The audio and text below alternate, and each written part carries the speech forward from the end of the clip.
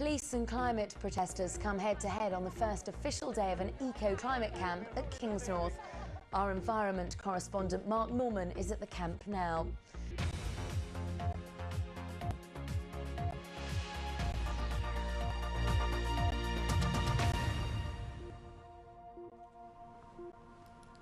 Good afternoon. There's an ongoing police operation at a climate camp in Kingsnorth. A number of arrests have been made today. Protesters are there for a week and have vowed to shut down the coal-fired power station next weekend. Police are worried about access to the site and the lack of emergency exit routes. Well, our reporter Mark Norman is at the camp right now. Mark, you were there yesterday. How has the mood changed?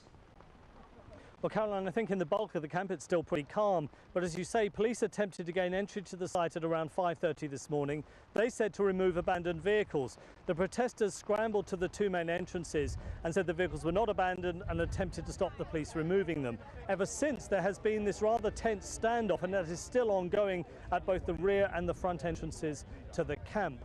The camp organisers say they regard this really as part of the political policing of the camp.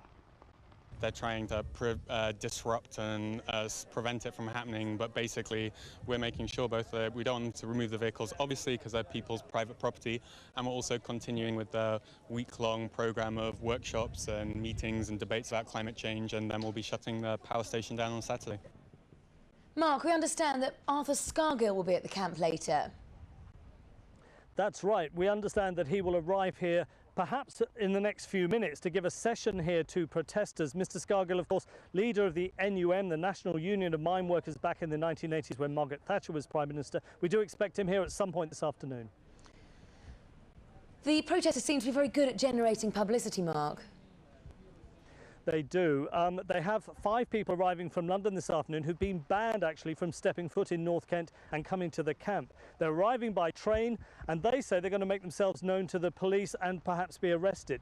As you say, part of perhaps publicity campaign to get some of the issues talked about here at the camp.